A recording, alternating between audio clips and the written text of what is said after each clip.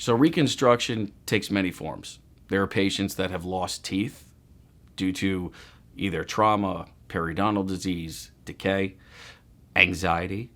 There are patients that have tumors, cancers, pathology. There are patients that are born congenitally missing certain teeth. So when we reconstruct patients, we essentially first have to establish what's the reason why they lost their teeth. And what does the patient want, right? The patient's needs, the patient's wants are primary. So what we've established is essentially graftless solutions. Because back in the day, if a patient presented without teeth that they lost for a while, the bone shrinks, and then it becomes very difficult to place implants. So doctors used to harvest certain portions of bone, whether it's from the hip or the tibia, to reconstruct the patient. That carries a significant morbidity. Now with technology and the new bone products that we have and have utilized successfully, we're actually able to place dental implants in places that were never placed before. Let's say in the cheekbone area or behind it where the teeth are, or in the jawbone, we angle them to stay away from vital structures.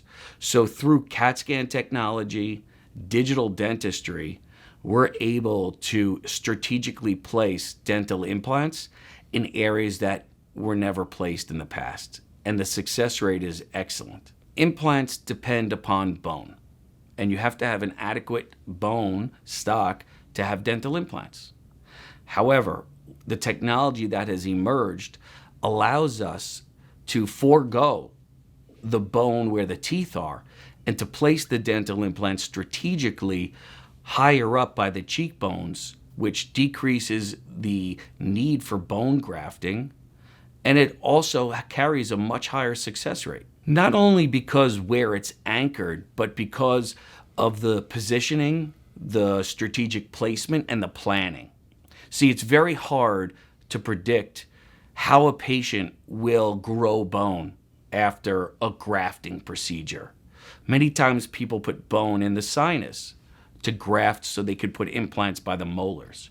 Well, what we do is we bypass the sinus and we place zygomatic implants, cheekbone implants, intraorally that come out and enable the clinician to place a bridge same day. So imagine having a patient that was unable to chew properly, unable to speak properly, looked asymmetric, had a sunken in face, and he wanted to be fixed. And we provided this solution for him. So really, the hardest part is to get the patient to be confident that we can perform this surgery. We have experience doing this surgery.